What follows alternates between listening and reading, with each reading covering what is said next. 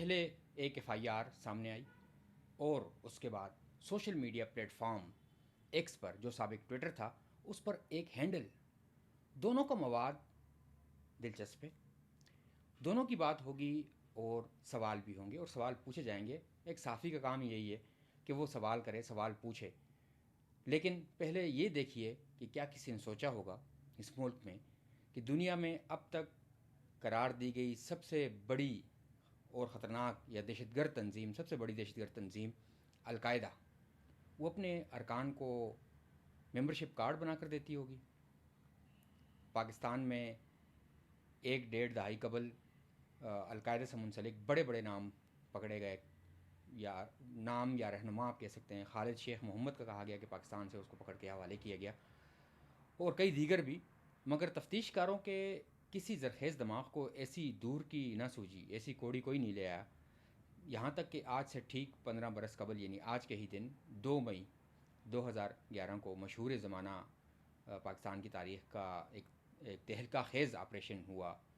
جس کو ایبٹ آباد آپریشن کہا گیا, اور اس میں القاعدہ کے سربراہ اسامہ بن لادن مارے گئے. اس وقت بھی امریکہ نے دعویٰ کیا تھا کہ انہوں نے یہ آپریشن کیا اور ان کو مارا ہے ایبٹ آباد میں ان کے کمپاؤنڈ میں. مگر اس کمپاؤنڈ سے امریکہ نے بھی دعویٰ نہیں کیا کہ کسی کا ممبرشپ کارڈ ملا ہے, کوئی لسٹ ان کو ملی. لیکن اب پنجاب پولیس یا پنجاب میں محکمہ انسداد دہشت گردی کے محکمہ جو ہے CTD, جس کو عرف عام میں کہا جاتا ہے, اس نے ایسا کمال کر دکھایا ہے. ہم سب کو انتظار ہے کہ جب یہ شواہد اور ثبوتوں میں یہ مبینہ القاعدہ کی ممبرشپ کا کارڈ بھی پیش کیا جائے گا, عدالت کے سامنے لایا جائے گا, اور ہم اس کو دیکھیں گے کہ اس میں کیا ہے اور کیسے بنایا گیا ہے. قصہ اگر ہم شروع کریں تو کچھ یوں ہے کہ گزشتہ روز CTD کی ایک FIR سامنے آئی. حالانکہ اس پر تاریخ 27 اپریل کی درج ہے. FIR کیا ہے؟ پاکستان میں تفتیشی حکام کے کمال کا فن پارہ ہے, جو کمال وہ کرتے رہتے ہیں. لاہور کے CTD تھانے کے محرر توقیر اسلم کی مدعیت میں یہ FIR درج کی گئی ہے, اور یہ FIR 27 اپریل وہ ایک یوٹیوبر کے خلاف درج کی گئی ہے, اور اس میں لکھا گیا ہے کہ 27 اپریل کی صبح وہ CTD کے دیگر اہلکاروں کے ہمراہ اشتہاری مجرموں یا ملزمان کی تلاش میں لاہور کے GPO چوک یعنی مال روڈ پر موجود تھے, کہ انہیں مخبر نے اطلاع دی. عموماً مخبر اطلاع دیتے ہیں, پاکستان میں FIR یہ ہوتی ہیں, کہ مزنگ روڈ پر واقع مسجد حنفیہ غوثیہ میں کالعدم تنظیم القاعدہ کا ایک مبینہ رکن موجود ہے, جو لوگوں کو کالعدم تنظیم میں شامل ہونے کی دعوت دے رہا ہے. اب دلچسپ بات ہے کہ یہ بریلوی مسلک کی مسجد ہے, اور ان میں ممنوع کتب بھی تقسیم کر رہا ہے. حنفیہ غوثیہ کے نام سے بھی ظاہر ہے. پولیس رپورٹ میں یہ کہا گیا, یہ FIR میں یہ کہا گیا کہ جب صبح کے قریب ریڈ کی گئی, یعنی چھاپہ مارا گیا, تو مخبر کی نشاندہی پر ایک شخص کو گرفتار کیا گیا, جس نے اپنا نام محمد سعد بن ریاض بتایا.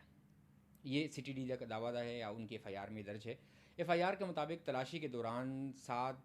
کے پاس موجود بیگ سے اسامہ بن لادن سے متعلق کتاب کے 5 نسخے برآمد ہوئے, یعنی جو الزام ہے کہ وہ تقسیم کر رہے تھے, جو CTD کے مطابق ممنوع کتب میں شمار ہوتی ہیں. یعنی اسامہ بن لادن کی سے متعلق جو کتاب ہے وہ ممنوع کتاب ہے, اس کے 5 نسخے ان سے برآمد ہوئے. اس کے علاوہ CTD کے مطابق سعد بن ریاض جو ہیں, جو ملزم جن کو گرفتار کیا گیا, ان کے پاس سے القاعدہ کا ممبرشپ کارڈ بھی ملا. یہ سب سے دلچسپ چیز ہے کہ ان سے ممبرشپ کارڈ برآمد ہوا, اور وہ بھی القاعدہ کا. FIR میں اینٹی ٹیررزم ایکٹ 1997 جو ہے انسداد دہشت گردی کا قانون, اس کی دفعات 11, اس کی بے جو ہے وہ لگائی گئی ہے, FW11 بھی لگائی گئی ہے, اور 11F بھی لگائی گئی ہے. یہ کالعدم تنظیم کی رکنیت رکھنے, جبکہ 11W جو ہے نفرت آمیز مواد اپنے پاس رکھنے یا دہشت گرد یا کالعدم تنظیم کا مواد شائع یا تقسیم یا نشر کرنے کے سے متعلق ہے. یہ وہ دفعات ہیں کہ اس وقت زیر بحث ہیں. اس کے بعد ہم دیکھتے ہیں کہ ایکس پر یعنی ٹویٹر پر عائشہ قیوم کے نام سے ایک ہینڈل سامنے آتا ہے.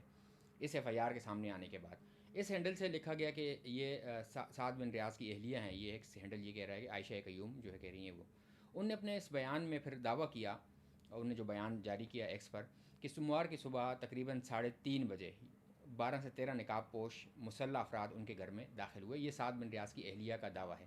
اور انہوں نے ٹویٹر پہ کیا ہے, اور سعد کو زبردستی اپنے ساتھ لے گئے.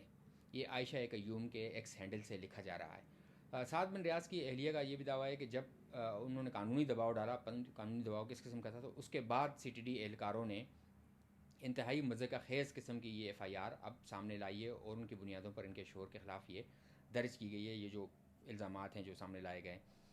اس درمیان میں کیا ہوا انہوں نے نہیں بتایا۔ عائشہ کا کہنا ہے کہ سعد ماضی میں ریاستی اداروں کے ساتھ بھی کام کر چکے ہیں۔ یہ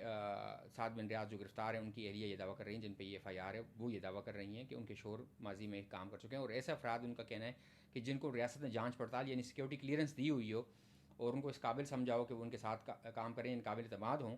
اگر ان پر بھی اس طرح کی من مانی ان کو طریقے سے حراست میں لیا جائے گا اور ان پہ ایف آئی آرز ہوں گی اور بعد نظام ان پہ ماضی سے اطلاق کیا جائے گا، یعنی گزرے دنوں کے قوانین جو ماضی کے کچھ چیزیں ان کے ساتھ، یعنی پہلے گرفتاری اور بعد میں ان پہ کیس، تو پھر یہ سوال ناگزیر ہے کہ ریاست آخر کس بنیاد پر اپنے شہریوں سے اعتماد کی توقع رکھتی ہے، یعنی اب ہم کیسے اعتماد کریں اس ریاست پہ کہ جن کے ساتھ ان کام کرتے ہیں، یہ ان کا کہنا ہے۔ اب یوٹیوب کا جو پلیٹ فارم جس پر ایون نیوز کے نام سے وہ پوڈ کاسٹ کرتے تھے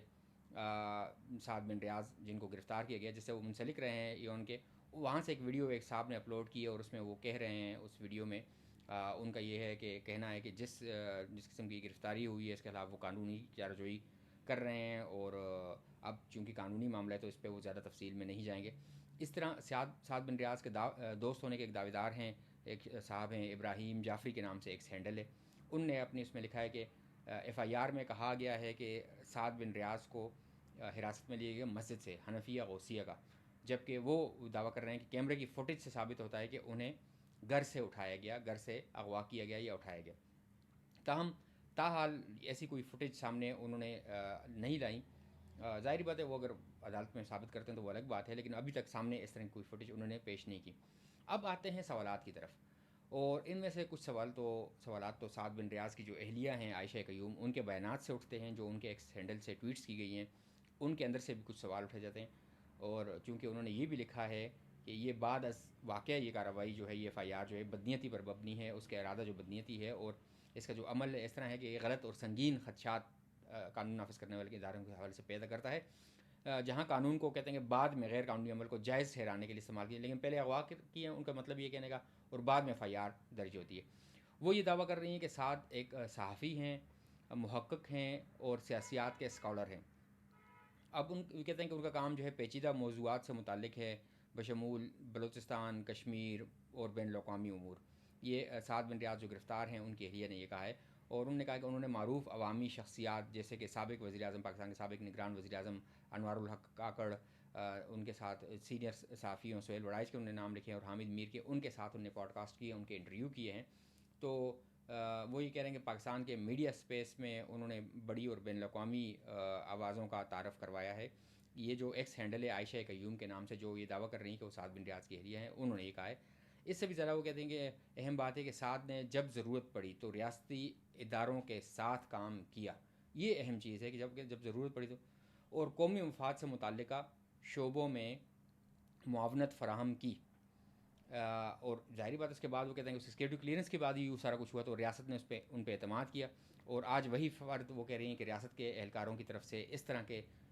کارروائی زبردستی کارروائی کا سامنا کر رہا ہے، یعنی جبر کا سامنا کر رہا ہے۔ وہ یہ کہہ رہے ہیں کہ یہ تضاد جو ہے یہ اتفاقی نہیں ہے بلکہ ساختی ہے، مطلب کہ اسٹرکچرل ہے۔ وہ کہتے ہیں کہ یہ انسیڈنٹ نہیں ہوا، انسیڈنٹل نہیں ہے۔ اب یہ ہے کہ سوال یہ کہ سعد بن ریاض نے کن ریاستی اداروں کے ساتھ کام کیا ہے جو ان کی اہلیہ دعویٰ کر رہی ہیں، کیونکہ ریاست کے تو ہم جو سمجھتے ہیں پاکستان کے ریاست کے ادارے جو ہیں وہ آئین میں درج ہیں، ان کے نام آئین میں درج ہیں،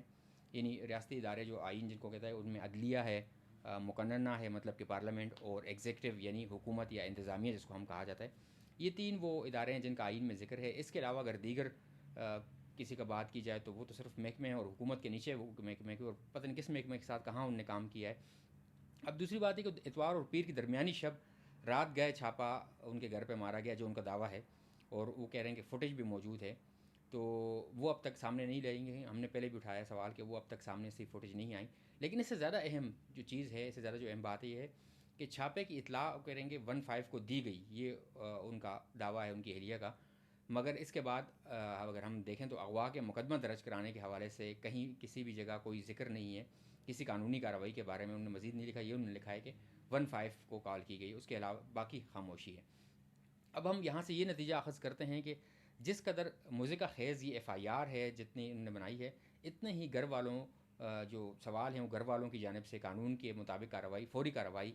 نہ کرنے پر بھی اٹھتے ہیں کہ ایک شخص رات کو 3 بجے اس کو گھر سے اغوا کیا جاتا ہے، اٹھایا جاتا ہے، تو یہ کیسے ہو؟ تو کسی بھی شہری کے لاپتہ ہونے کی صورت میں ان کے اہل خانہ کو یا ان کے اغوا ہونے کی صورت میں فیملی کو تو فوری طور پر چاہیے کہ فوری طور پر آواز اٹھائیں، قریبی تھانے میں جائیں، جو قانونی کارروائی ہے اس کے لیے قریبی تھانے کو اطلاع دیں۔ یہ کسی بھی طور مناسب نہیں ہے کہ گھر سے ایک بندہ اغوا ہو جائے اور اس پہ اس طرح کے مضحکہ خیز الزامات یا مقدمے کے اندراج تک اس کا انتظار کیا جائے کہ وہ واپس آئے گا اور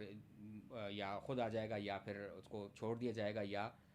اس طرح کی ایف آئی آر کا انتظار کیا جائے مضحکہ خیز قسم کی ہوں۔ تو میرے خیال سے یہ سوالات بہت اہم ہیں، اس پہ دیکھنا چاہیے، غور کرنا چاہیے۔